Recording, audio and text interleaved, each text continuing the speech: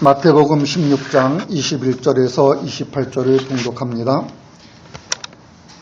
이때로부터 예수 그리스도께서 자기가 예루살렘에 올라가 장로들과 대제사장들과 서기관들에게 많은 고난을 받고 죽임을 당하고 제3일에 살아나야 할 것을 제자들에게 비로소 나타내시니 베드로가 예수를 붙들고 항변하여 이르되 주여 그리 마옵소서 이 일이 결코 죽게 미치지 아니하리이다. 예수께서 돌이키시며 베드로에게 이르시되 사탄아 내 뒤로 물러가라. 너는 나를 넘어지게 하는 자로다. 내가 하나님의 일을 생각하지 아니하고 도리어 사람의 일을 생각하는도다 하시고 이에 예수께서 제자들에게 이르시되 누구든지 나를 따라오려거든 자기를 부인하고 자기 십자가를 지고 나를 따를 것이니라. 누구든지 제 목숨을 구원하고자 하면 잃을 것이요 누구든지 나를 위하여 제 목숨을 잃으면 찾으리라. 사람이 만일 온 천하를 얻고도 제 목숨을 잃으면 무엇이 유익하리요? 사람이 무엇을 주고 제 목숨과 바꾸겠느냐? 인자가 아버지의 영광으로 그 천사들과 함께 오리니 그때 각 사람이 행한 대로 갚으리라. 진실로 너에게 이르노니 여기 서 있는 사람 중에 죽기 전에 인자가 그 왕권을 가지고 오는 것을 볼 자들도 있느니라. 아멘. 그동안 여러 시간을 통해서 자기 부인과 자기 십자가로 말해주고 있는 것이 어떤 것인지를 설명드려 왔었습니다.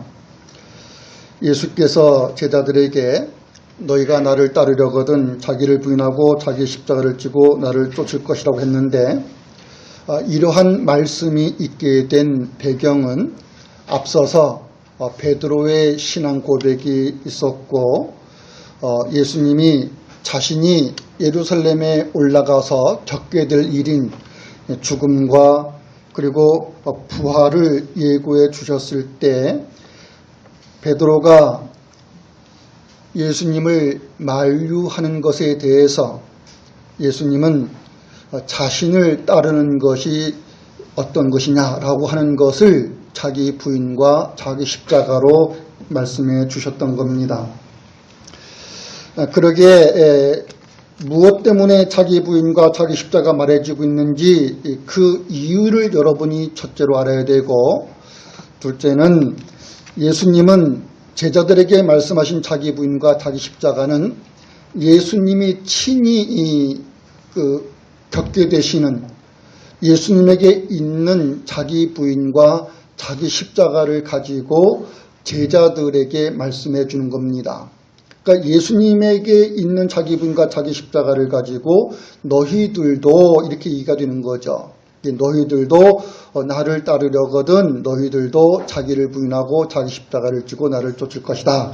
이렇게 말씀하는 겁니다. 그래서 제자들이 그 자기를 부인하고 자기 십자가를 진다는 것이 무엇인지도 알아야 되는 거죠. 자, 이러한 것에 대해서 지난주까지 설명을 드렸습니다. 오늘은 이제 마지막으로 최종적으로 자기를 부인하고 자기 십자가를 지고서 예수님을 따르는 이 제자들에 대해서 설명을 더 드리고 여기에 약속된 생명에 대해서 말씀을 드리려고 합니다.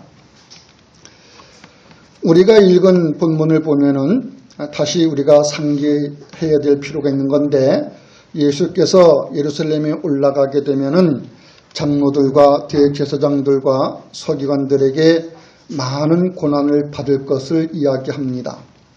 근데 그 고난은 십자가에 달려서 죽임을 당하는 고난입니다. 그렇지만 하나님께서 예수님을 죽은 자 가운데 내버려 두지 않습니다. 죽은 자의 한 사람이 되게 하지 않습니다. 죽음이 예수님의 생명을 삼킬 수가 없는 겁니다. 그래 하나님의 능력으로 예수님을 3일 만에 다시 살아나게 하실 것을 말씀하셨습니다.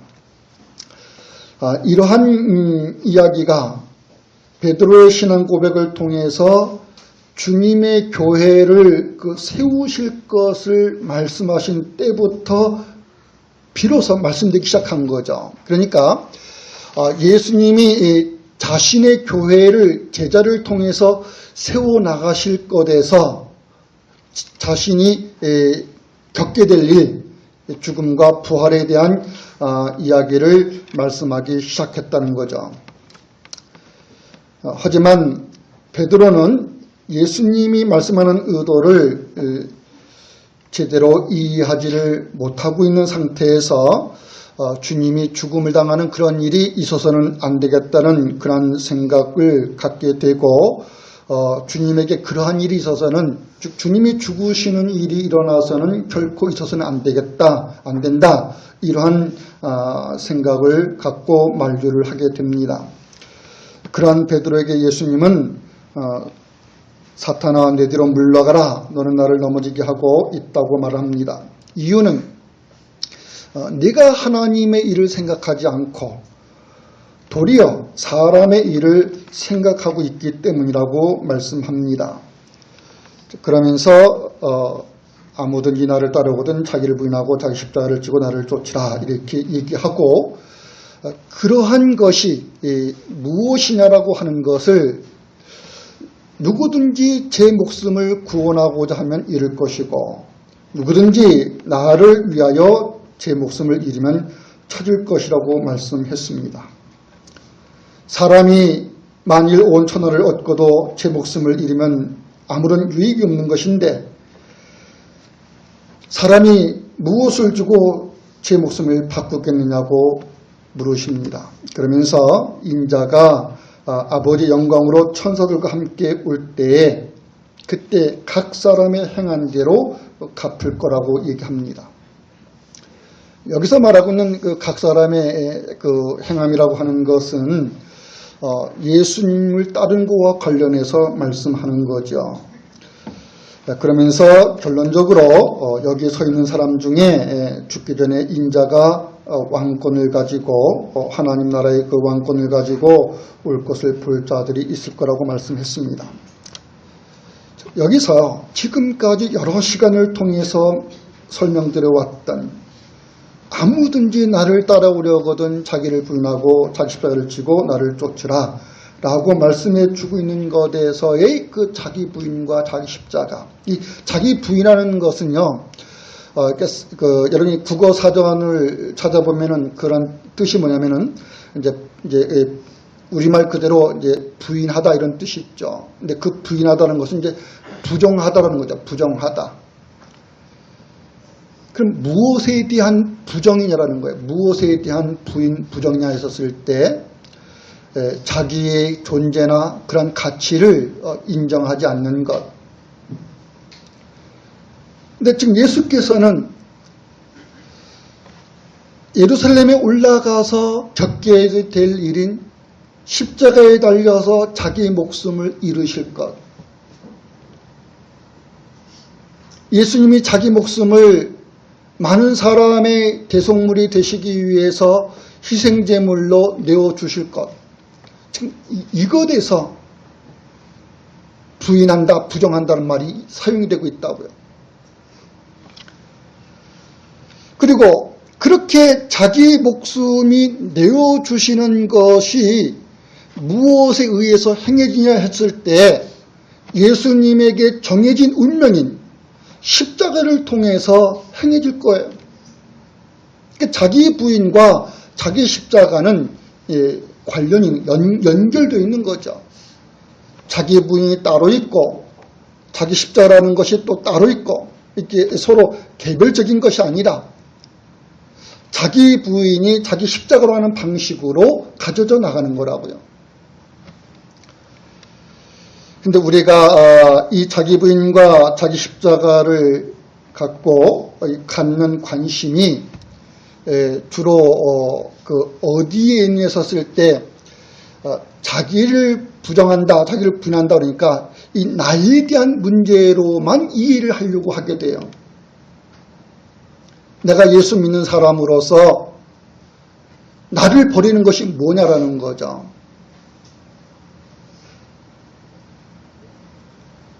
그것으로 예수님을 믿는 신자로서 할 수 있는 자기 부정, 자기 부인.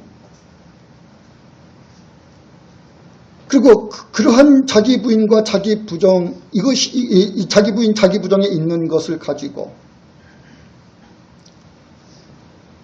그렇게 자기를 버림으로 인해서 자기에게 얻어질 어떤 소득을 생각하는 경향이 지배를 이루고 있어요.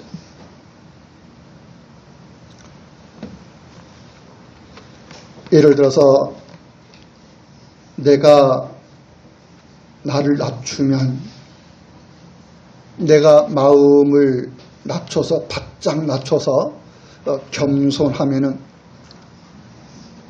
겸손한 자에게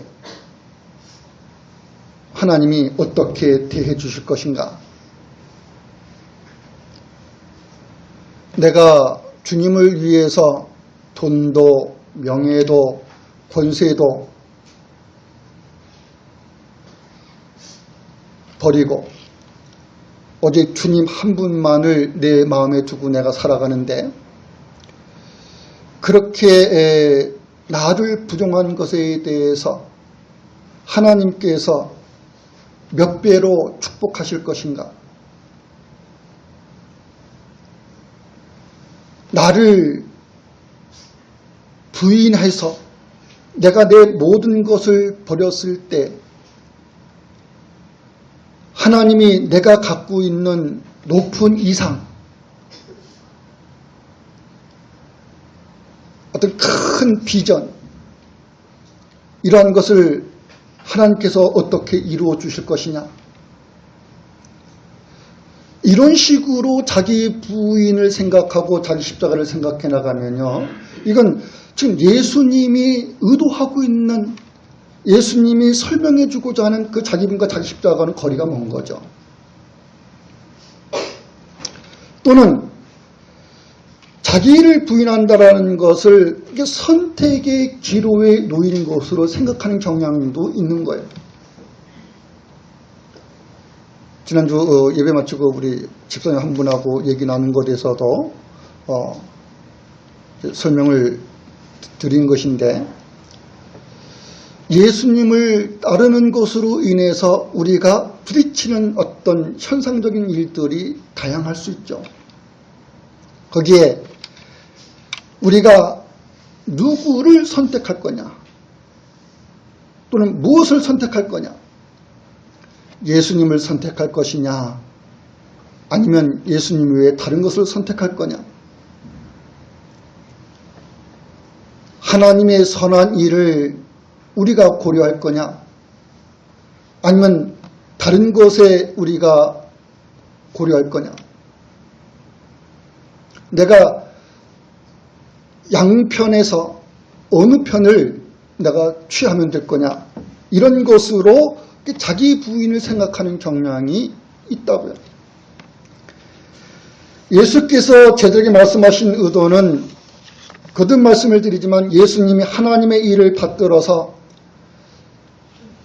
많은 사람의 대속물로 자기 목숨을 내어주시는 일이었어요. 십자가에서 자기에게 그렇게 하게 하시는 하나님이 정하신 그 일을, 하나님의 일을 이루어가는 것에서 예수께서 제자들에게 말씀한 거라고요.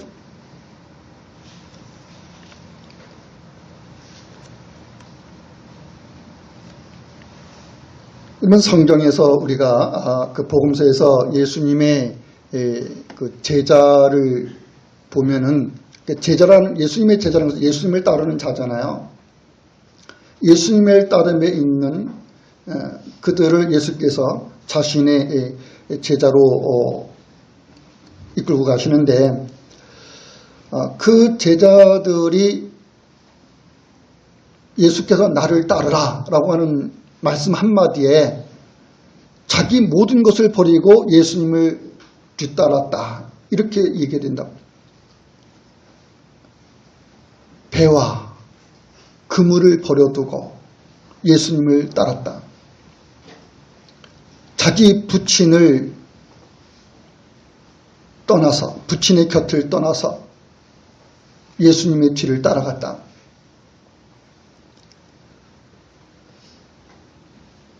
나를 따르라고 하는 그 한마디에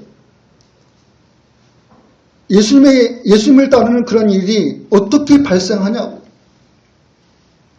나를 따르라고 하는 그 예수님에 대한 이해와 자신이 따라야 할 자신의 인생의 그 삶의 주인 되심을 보지 않고서는 나를 따라가는 그 한마디에 따라가지게 됩니까? 그런데 예수께서 유대와 갈릴리 지역을 다니시며 하나님 나라의 복음을 전파하는 그 뒤를 제자들이 따라가게 되는 거죠. 제자로 있게 되는, 예수님 부르시는 자들이 제자로 있게 되는, 그들이 예수님 따라가게 되는 거죠. 예수님은 유대와 온 갈릴리를 다니시면서 하나님 나라의 복음을 전파하는 일을 해나가실 때 제자들도 그 예수님과 함께하며 동행하는 거예요. 동행. 그러니까 한 지역에서 이렇게 정착해가지고 머물러 있는 게 아니고 가나안 땅을 북쪽으로 남쪽으로 동쪽으로 서쪽으로 오르내리고 좌우로 이동하면서 하나님 나라의 복음을 전파하는 거였어요. 그러니까 예수님이 가시는 그 길을 제자들도 그 길을 함께 가는 것이고 예수님이 계시는 곳에 예수님을 따르는 제자들도 함께 있는 것이기 때문에 이게 실제 따라가는 거라. 실제 따라가는 것.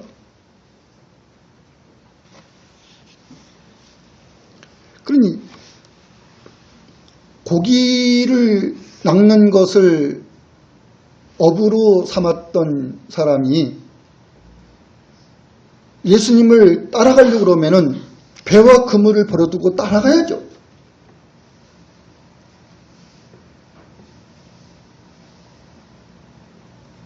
섬겼던 아버지도 아버지의 곁도 떠나야죠. 떠나지 않고서는 이 따라간다는 개념이 세워지질 않잖아요.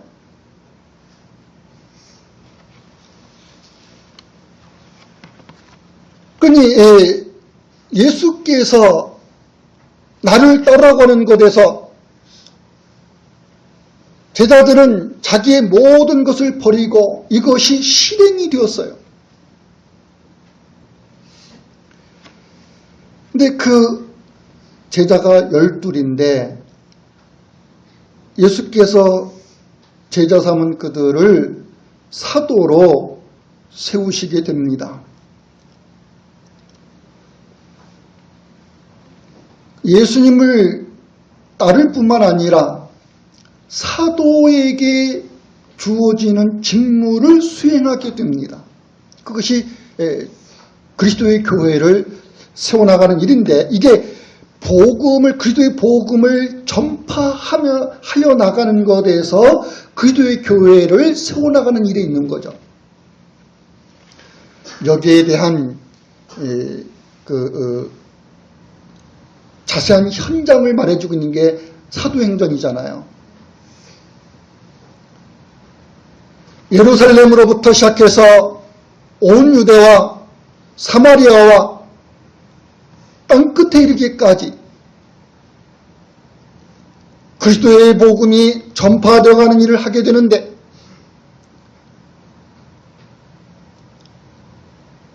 그 복음을 전파하는 것은 사도들이 한 지역에 머물러서가 아니고 한 곳에서 시작되어서 다른 곳으로 확장되어 가는 거였어요. 여기에 대적도 있죠. 복음을 대적하는 세력이 있다고.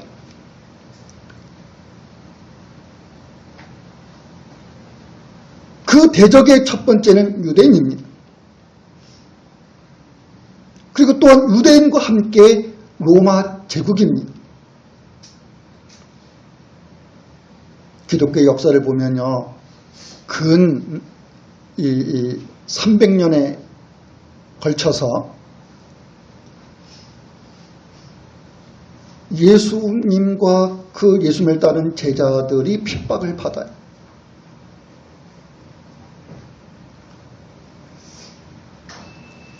근데 그 중에 로마 황제의 핍박이 얘기되고 있는데,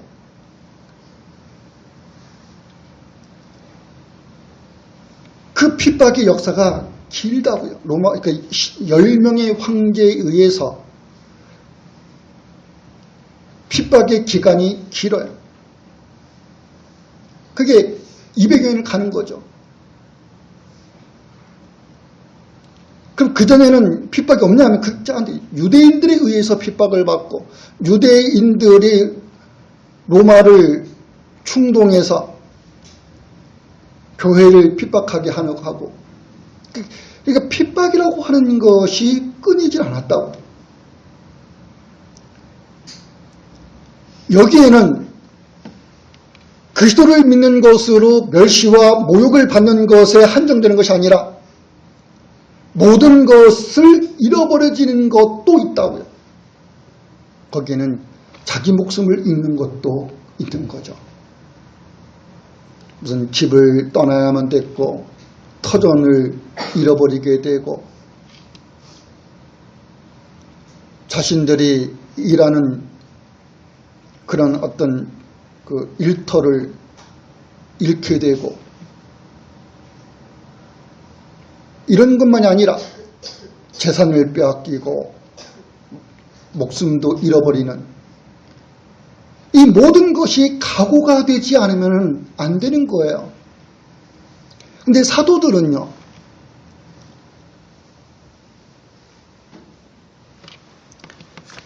그리스도의 복음을 위해서는 자기 목숨을 잃는 것도 각오할 뿐만 아니라 목숨을 잃었습니다. 여러분이 그 목숨을 잃은 사람으로서 알고 있는 사람이, 우리가 보통 뭐 베드로, 바울 이런 것밖에 잘 생각 안 나잖아요. 그러나 교회를 세워나가는 것에 사도들의 목숨이 있었다고요.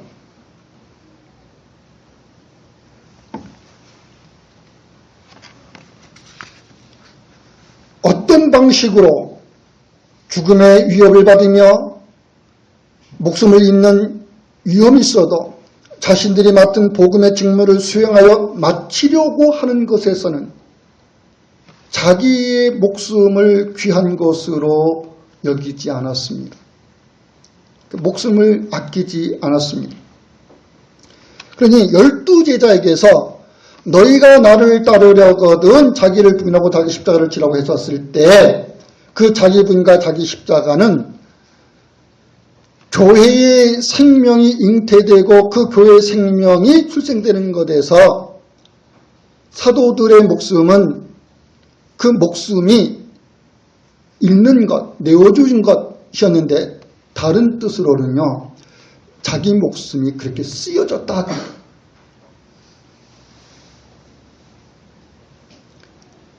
악의 세력에게 목숨이 빼앗김을 당하는 게 아닙니다. 하나님의 일을 생각하고 하나님의 일을 해나감에 있어서 자기 목숨을 조금 더 귀한 것을 여기지 않는 그들의 목숨이 하나님의 일에 쓰여진 거였어요.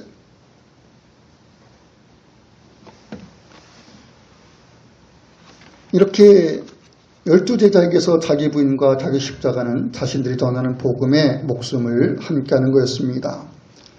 그렇게 예수께서는 이 자기 부인과 자기 십자가를 말씀하는 것에 대한 설명으로 누구든지 나를 위하여 너희들의 목숨을 잃으면 너희들의 그 목숨 찾을 것이다. 이거 얘기하는 거죠.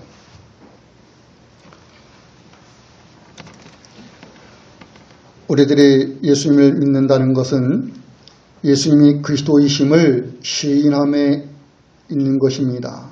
그래서 그리스도를 믿음으로 따름에 있어서 자기 몸과 자기 목숨 모두를 그리스도와 함께 하는 것입니다. 이것을 지난주에 무엇으로 설명하면 운명의 공동체라고 하는 말로 설명을 드렸어요. 예수님의 운명과 예수님을 따르는 제자들의 운명은 이 공동 운명체를 이루고 있는 거죠. 그러면 그것이 어떻게 그렇게 같은 운명으로 있는 것으로 맺어졌느냐 했었을 때 예수께서는 6월절 그 마지막 그 절기를 지키며 마지막 잔치를 갖는 것에서 예수께서 마실 잔을 이야기하시면서 예수님이 그 마시는 잔에 의해서 자신을 따른 제자들이 마시게 될 잔, 그거를 이야기해 주셨죠. 제자들이 예수님 마시는 잔을 마실 수 있는 게 아니에요. 예수님이 마시는 잔은 고난의 잔입니다. 십자가에 달려 죽음을 당하는 고난의 잔입니다. 많은 사람의 대속물이 되어서 그들을 죄로부터 구원하기 위하여 그 일을 겪으시는 것인데 그러한 목적으로 겪으시는 것이기에 예수께서는 십자가에 달려서 흘리신 그 피로 새 언약을 세우는 일을 하셔요. 그래서 제자들에게 그 포도주 잔을 돌리면서 음료를 돌리면서 너희가 받아 마시라. 이것은 너희를 위해서 주는 것이다. 너희를 위하여 주는 내 피다. 이 피는 어떤 피였을 때 죄의 사함을 얻게 하기 위하여 너희와 새 언약을 맺는 약속이라는 거예요.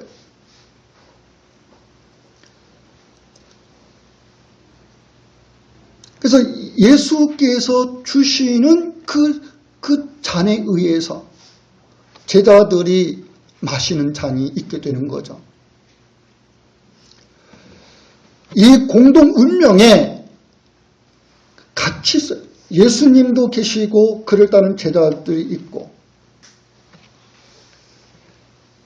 이러한 그리스도인들은 자신이 따른 그리스도와 더불어서 함께 영광을 얻을 것인데 또한 그리스도와 함께 고난도 받을 것이라고 하는 것도 약속되어 있죠. 이러한 우리가 우리의 삶에서요.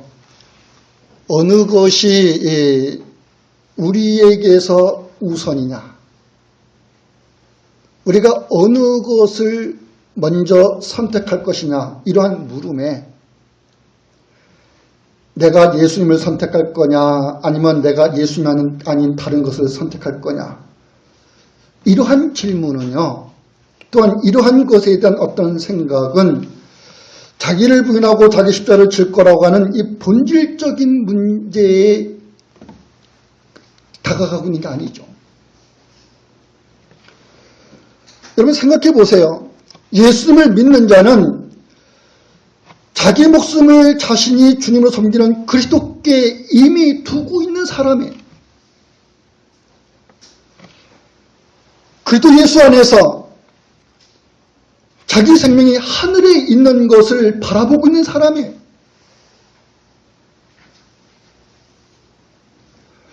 이 땅에 있는 운명을 가지고 고민하는 게 아니라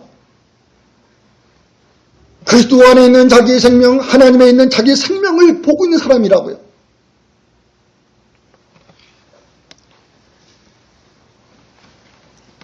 그래, 하늘에 계신 하나님과 그 아들 예수 그리스도와 더불어서 운명을 같이 하는 거잖아요. 그때 운명을 같이 한다는 것은 생명을 같이 한다는 뜻이잖아요. 그리스도 안에서 여러분의 생명이 다루어져요. 하늘에 있는 생명으로 여러분의 생명이 다루어져요. 이미 그리스도를 위해서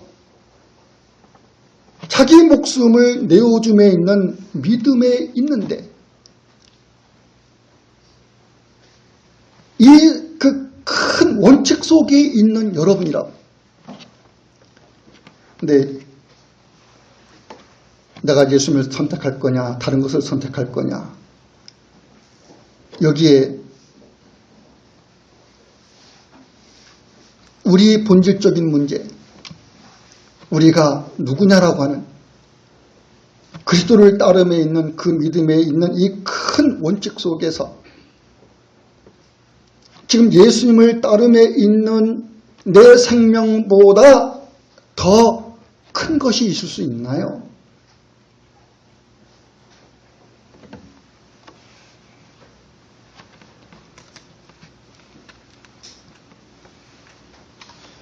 없지요. 어떤 우선되는 것도 어떤 우선적으로 선택되는 것도 요구받고 있는 것이 없는 거예요.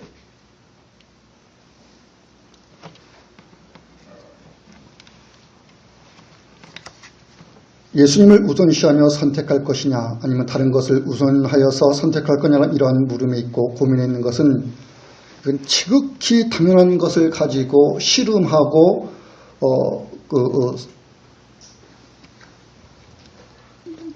그러한 것에 이제 다름 아니죠. 예를 들어서요, 부모가 자기 자식이 학교에 갈 연령이 됐어요. 그래서 이제 취학 통지서가 이제 날라온 거죠. 국가로부터 취학 통지서가 날라와서 아이를 어느 학교에 입학시키세요라고 하는 그런 통지가 왔으면은 부모는 그 아이가 다녀야 할 지정된 학교에 그 취학 통지서에 의해서 입학을 시키게 됩니다. 이제 그 아이는 자신이 다니는 학교에서 자신이 배워야 할 모든 과목을 마음껏 배우면 되는 거예요. 국어, 산수, 자연, 사회, 과학 어떤 과목이 있는지 학교에서 자신이 배워야 할 모든 과목을 마음껏 공부하면 되는 거죠. 여기에 무슨 제한이나 제재가 있나요? 또는 매 과목의 시간마다 선생님에게 학생이 질문하기를 내가 지금 이 국어 과목을 공부해야 합니까? 아니면 내가 이 교실을 빠져나가서 학교의 담을 넘어서 내가 하고 싶은 놀이를 할까요? 이건 질문이 되지 않잖아요. 학생이 자신에게 주어진 모든 과목을 성실히 공부해서 마쳐야 하는 것은 그래서 수업 시간을 빼먹고 학교담을 월담에서 넘어가서 PC방을 가고 거리 이것저것을 배회하는 이런 따위의 행동은 해서는 안 되는 것은 이건 물음이나 고민의 대상이 아니에요. 그래서 우선과 선택의 대상이 왜냐하면 당연지사이기 때문에 그래요. 당연지사. 당연한 일이라. 무엇을 할 거냐. 거기에 당연한 것이 있는 거죠. 내가 당연히 해야 할 것. 그것처럼 말이죠. 우리가 예수 그리스도 안에서 함께 믿음을 같이 하며 하나님을 예배하며 복음의 진리를 증거하고 하나님의 선한 일을 생각하고 그런 일을 해나가는 것은 내가 이렇게 해야 할까요? 저렇게 해야 할까요? 내가 이것을 해야 할까요? 아니면 이 모든 것에서 내 마음이 떠나 있어서 다른 것을 해야 할까요? 이런 식의 질문이요 고민의 문제에 지나지 않다고요.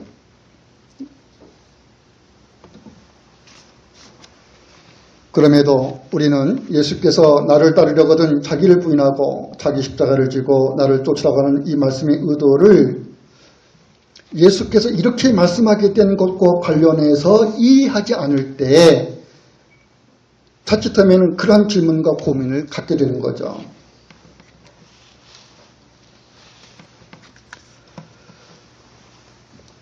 또는 자기를 부인하고 자기 십자가를 진다라고 하는 것을 우리가 그 고도의 그리스도인으로 이렇게 만들어져 가는 그런 방법으로 생각하는 경우도 있어요.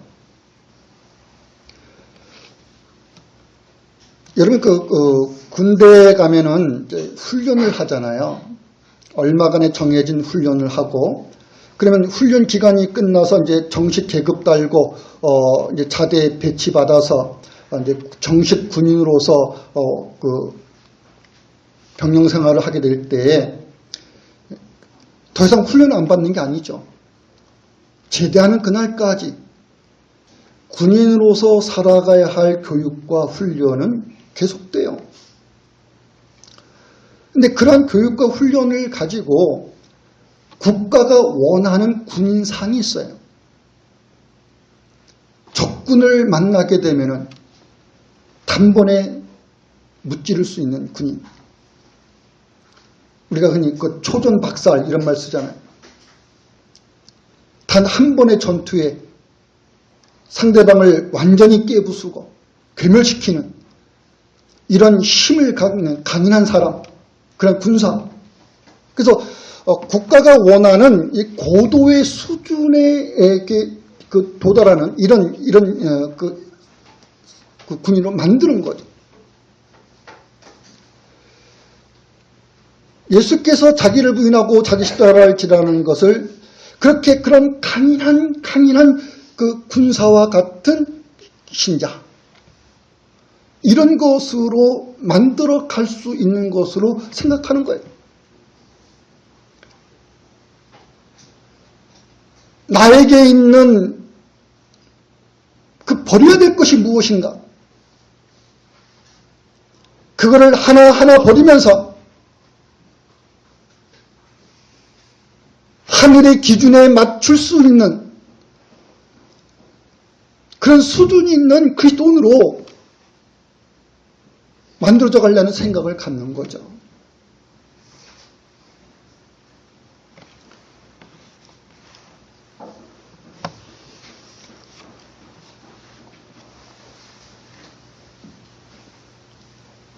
우리가 그러한 것으로 자기 부인을 그리고 자기 십자가를 생각하면요. 스스로 제풀에 꺾입니다. 이는 군인이라고 하는 것은 목표가 있는데 어떤 그 성숙하게 이 정도까지 수준을 끌어올리면 되겠다라는 그런 목표가 있다고. 과연 거기에 도달할 수 있어요. 그러나 모든 군인이 그럴 수 있는 건 아니겠죠. 그러나 대체적으로 끌어올릴 수 있을 거라고요. 군대 가기 전에는 무술이라는 무자도 몰랐는데 가서 태권도도 배워서 유단자도 되고 기하장도 격파하고 총을 쏘고 칼을 다룰 줄 알고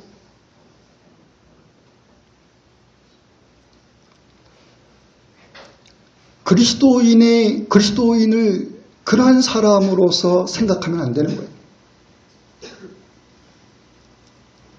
그러면 그리스도인이 다다라야 할 그 상태, 그리스도인이 도달해야 될 그 상태, 그건 어디일까요? 하늘이라는 개념, 하늘.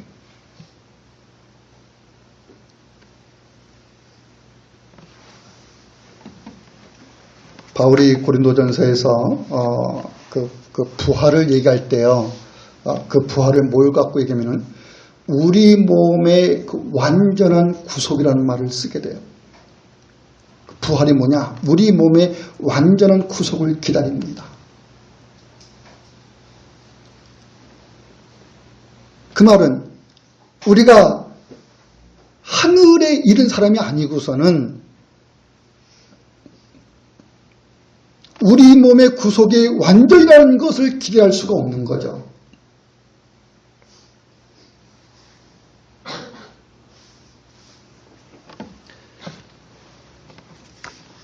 성경에서 말씀하고 있는 것으로 그리스도인을 생각하면 나는 예수 못 믿어요. 이렇게 되는 거라고요. 나는 그 기대에 미칠 수 없고요. 나는 그런 실력을 갖출 수 없고요. 나는 그런 높은 기준에 이를 수가 없고요.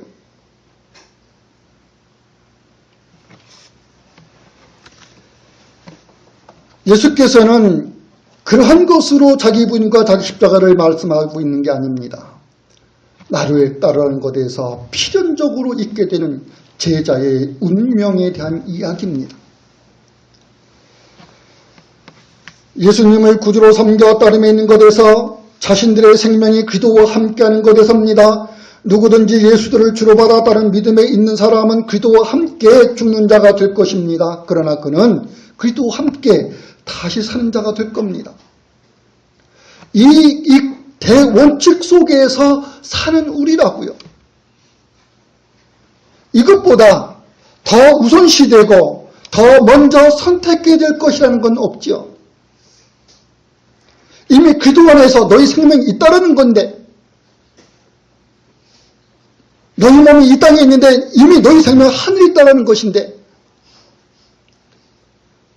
그렇게 있는 것으로 너희가 나를 따름에 있다라고 하는 이 믿음이 말해주고 있는 겁니다. 해서 여러분들이요, 나는 예수 믿는 사람이에요. 나는 예수 믿는 사람으로 이렇게 교회에 다녀요. 이렇게 얘기할 때 예수 믿는다고 하는 것, 도대체 교회를 다닌다고 하는 것은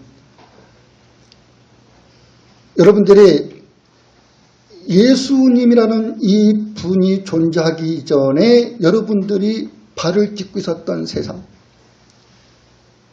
그리스도의 교회라고 하는 주님이 세운 이 교회라는 이 세계 속에 여러분이 들어오기 이전에 세상이라는 그 세계,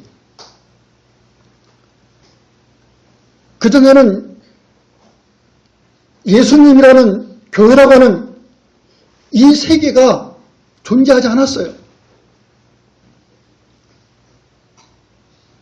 예수님 때문에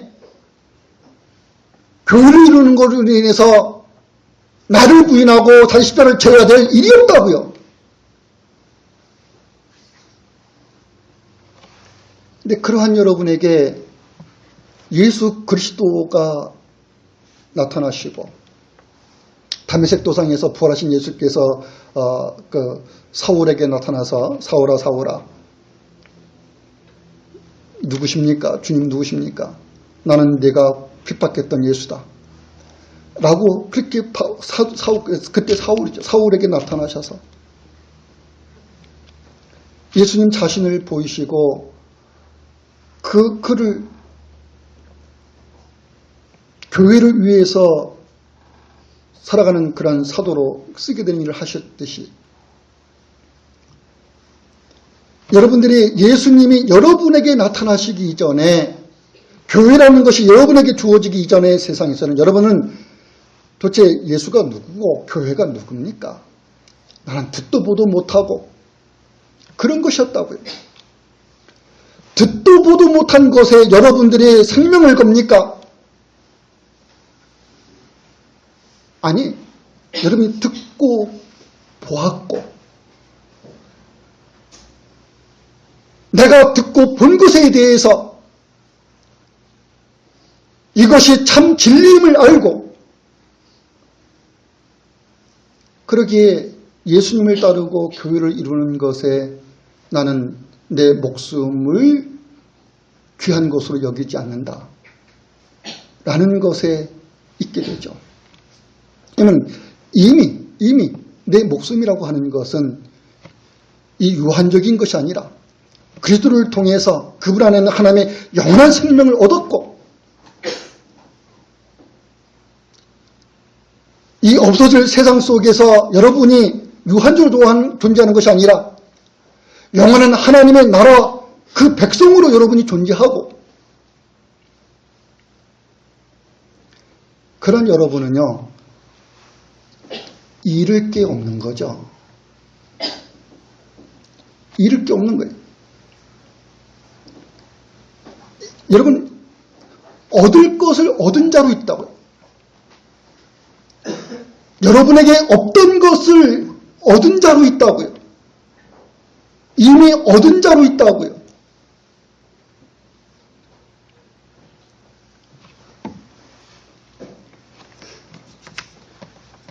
그러기에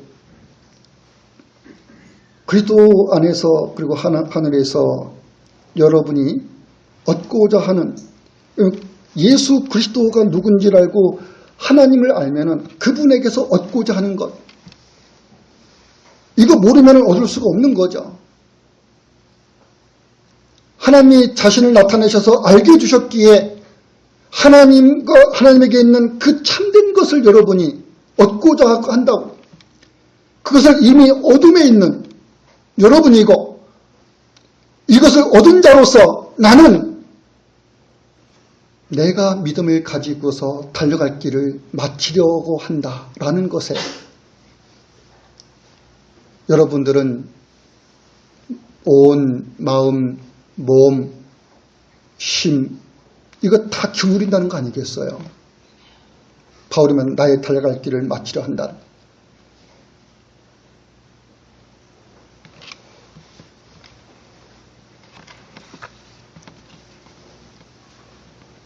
그래, 여러분들은 이미 그리스도를 믿는 믿음에 있으므로 자기를 부인하고 자기 십자가를 진다고 하는 이 대원칙 속에 여러분 이미 살고 있는 존재입니다.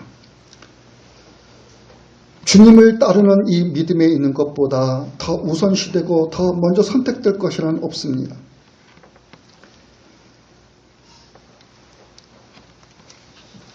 우리가 이것을 이제 우리에게서 생각할 때 몇 가지를 좀 생각해 볼 수 있죠. 제자들에게 말씀하셨던 너희에게 있을 것이 이런 거다 했었을 때, 자기 부인과 다시 변한 것이 이런 것이다 했었을 때, 그 제자들이 복음을 전파해서 우리를 지금 주님의 몸인 이 교회를 이루고 있는데, 그래서 여러분들도 12 제자의 그 무리 속에서 한 믿음의 형제를 이루고 12 제자가 섬기는 그 주님을 여러분이 동일하게 한 주님으로 섬기고 있는 믿음에 있어요. 그러니 12 제자에게 얘기가 되기는 자기 부인과 자기 십자가라고 하는 이 대원칙이 여러분에게도 그대로 적용이 되죠. 그랬을 때 여러분이 자기 부인하고 자기 십자가를 진다라고 하는 이것은 하나님의 그 구원의 경륜 또는 구속의 경륜에 순종하는 것에 대해서 생각해 볼 수 있어야 되는 거예요.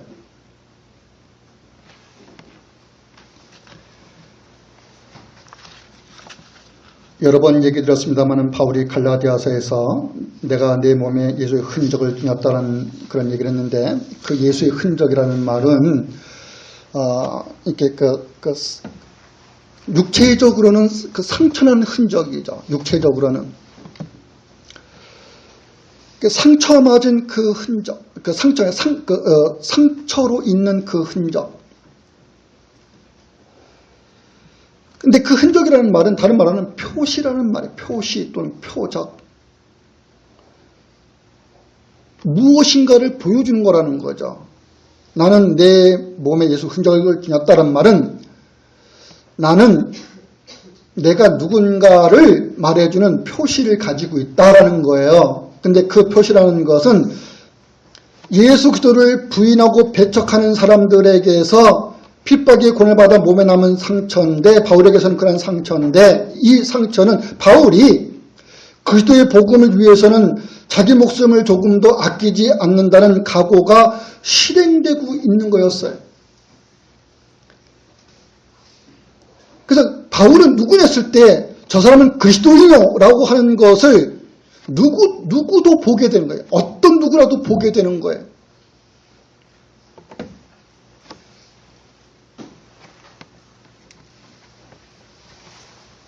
예수님이 받은 십자가의 고난은 하나님의 구원의 경륜 속에 있는 모든 죄인들을 대신한 겁니다.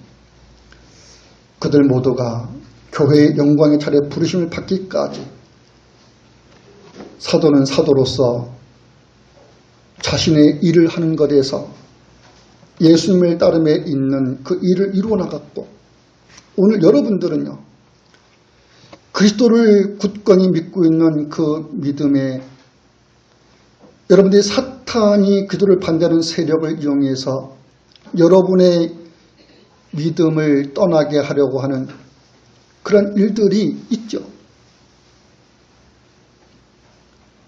그럼에도 불구하고 여러분의 그리스도께 가진 믿음은 계속될 겁니다. 하나님이 여러분의 믿음을 이끌고 갈 겁니다. 그리스도께 대한 믿음에 있도록 여러분에게 인내하게 할 겁니다.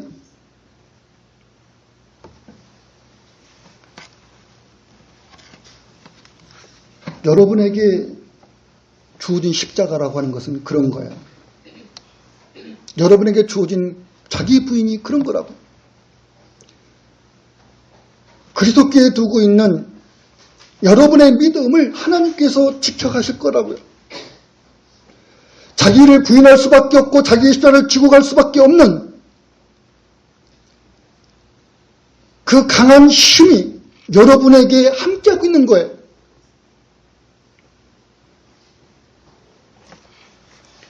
자기 부인은, 자기 십자가는 내가 져야지, 내가 죽을 것도 갖고 하고서 내가 어떻게, 이런 자기 의지와 결심으로서 행해지는 것이 아니고, 믿음이라고 하는 하나님의 권능이 이루시는 거라고요.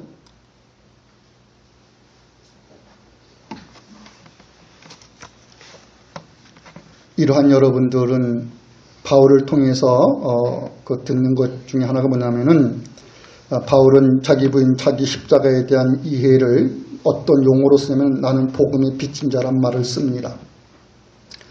바울은 개인적 자신으로서는 자신이 구원받은 것이 예수님의 핏공로에 의한 것임을 알기 때문인데, 여기에는 온 세상을 구원하여 하나님의 나라를 이루고자 하시는 그 교회라고 하는 이 큰 하나님의 이 위대한 교회,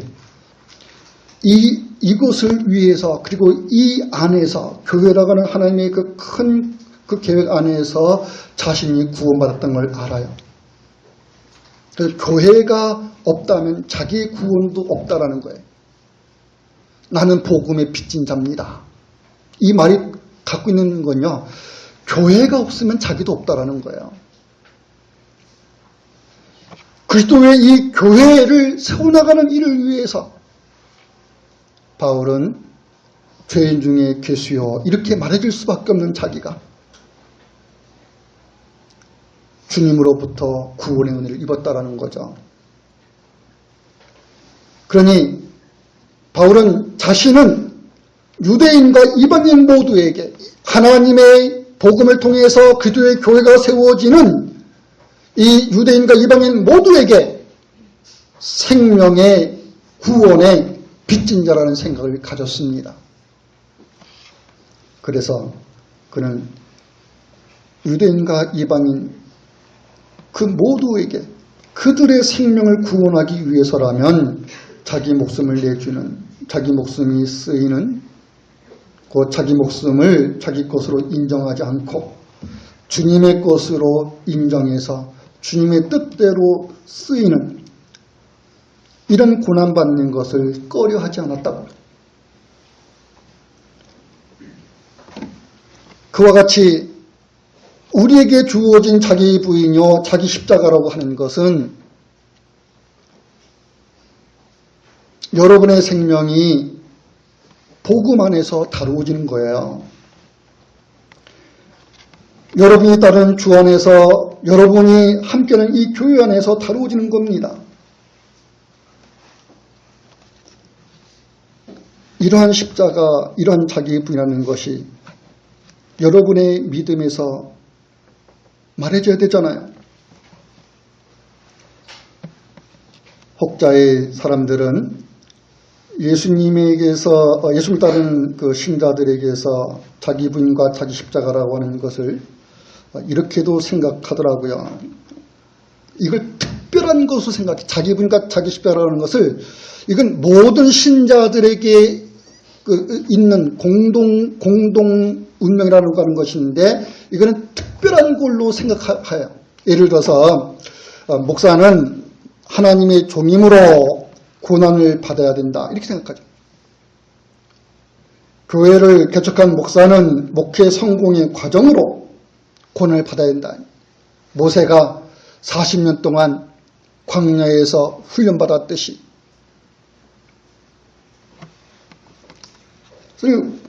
모세의 광야에 40년은 그런 성격이 아니거든요. 근데 어쨌든 이제 그런 것으로 이렇게 적용시키는 거죠. 그렇듯이 근데 목사만 그러면 이게 손해보는 것 같으니까 죄송해요. 이게 농담이에요. 농담으로 좀. 근데 그렇듯이 교회의 장로, 교회의 집사는 그 일꾼이므로 고난을 감수해야 된다. 장로기 때문에 집사기 때문에 고난도 감수해야 된다. 또는 성도들에게는요. 성도들도 고난을 받는데 그 고난을 이제 어려움에서 어떤 고통을 겪는 것을 보고 말하죠. 그래서 왜 이런 고난을 졌을지를 생각해 보시라고 마치 그 욥기서를 떠올리게 만드는 거예요. 이건 하나님께 죄를 져서 고난받는 거 아니겠느냐. 그러니 하나님께 지은 죄를 회개하면은 하나님이 그 고난에서 풀어주실 것이다. 또는 복을 주시기 위한 시험으로 자기 부인과 자기 십자가라는 고난을 얘기하기도 해요. 하나님께서 큰 복을 주시기 위해서 지금 성도님에게 이런 시험을 주는 거니까 이걸 잘 참고 나가면은 하나님이 복을 주실 것이라고. 또는 믿음을 시험하기 위해서 고난이 주어지는 것을 말하기도 해요. 우리가 갖고 있는 믿음이 참된 믿음인지 거짓된 믿음인지 진짜인지 가짜인지 좋은 믿음에 있는지 그렇지 않은 믿음에 있는지 큰 믿음에 있는지 작은 믿음에 있는지 하나님이 알기 위해서 고난이 주어지는 것이니까 이걸 잘 고난을 통과하면은 하나님 앞에 그 믿음이 인정받을 수 있는 그런 좋은 믿음에 있을 수 있을 거라고. 또는 사탄이 고난을 주는 것이라고도 말을 하고 등등 많은 얘기를 해요. 근데 그리스도인들은 여러분들이 이런 일을 겪는다고 했었을 때 그러한 일들이 주님을 의존하여 있는 것에서 슬기롭게 잘 대처해 나가면 되는 거예요. 그러나 이것이 자기들이 지고 가는 십자가요, 자기가 해야 할 부인, 지금 이런 것으로 말해주고 있는 건 아니란 말이죠.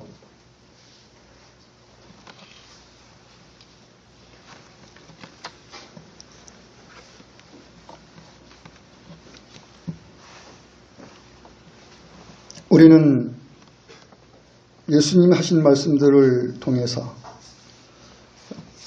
우리들에게 요구되고 있는 자기 부인과 자기 십자가 이것이 무엇인가 라고 하는 것에 대해서 여러분이 항상 놓치지 말아야 될 것은 여러분 예수를 믿는 믿음에 있으면 자기 부인과 자기 십자가를 짐에 있는 거예요.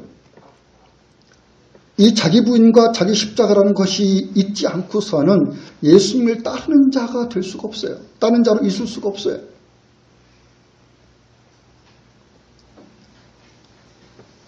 그 믿음에 있는 것에서 여러분들이 하나님의 선한 일들을 생각하고 하나님의 구원의 큰 경륜 속에서 하나님이 이 교회와 함께하는 그 복음의 끝의 원칙 속에서 여러분들이 해야 할 자기 부인과 여러분이 지고 가는 자기 십자가라고 하는 것이 생각해야 되는 거죠.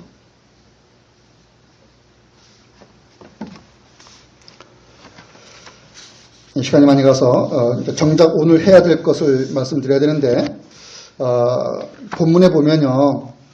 자기 부인과 자기 십자가를 지고 나를 쫓으라 이런 말씀을 하시고 이런 얘기했어요. 누구든지 제 목숨을 구원하고자 하면 잃을 것이다. 그러나 누구든지 나를 위해서 제 목숨을 잃으면 찾으리라. 여기에 그 마지막에 있는 그 찾으리라는 말이 있죠.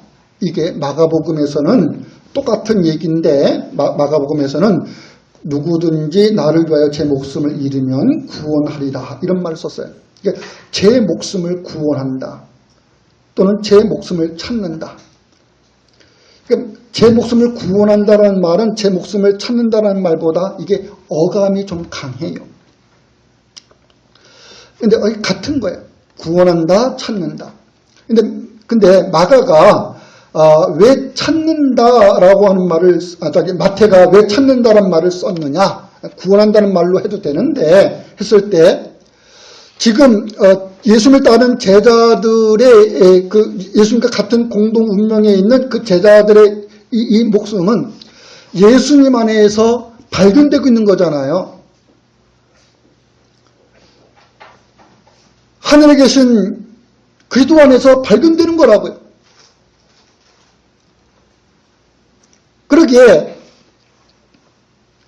그리스도를 위해서 너희가 제 목숨을 잃으면 그리스도 안에 있는 너희 생명이 찾아지는 거다 이런 얘기라고.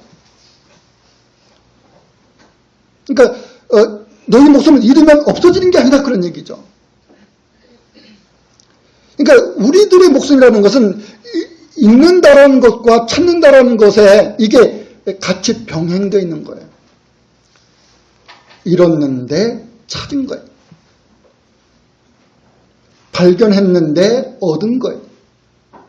여러분이 여러분의 그 죽음과 하나님의 나라를 생각해야 되는데 내가 예수 그리스도 안에서 죽었는데 예수 그리스도 안에서 여러분은 영원히 산 자로 있어요.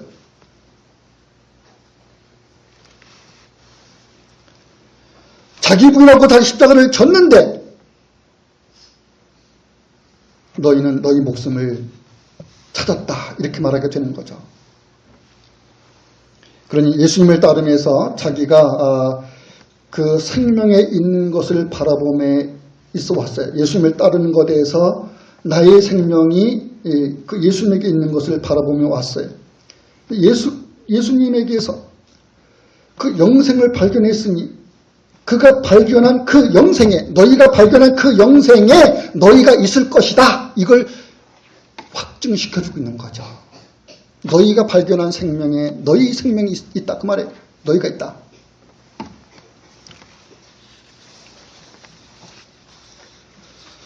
성경에 보면은 그 비유로 밭에 감춘 포화와 진주 이런 비유가 있어요. 참 가치 있는 것을 가치 있는 것을 발견한 사람이 자기 모든 손을 팔아서라도 그걸 소유하려고 한대요. 거기서 얘기가 되는 것이면 누구든지 나를 위하여 제 목숨을 잃으면 찾으리라. 이게 얘기가 되고 있는 거라고요.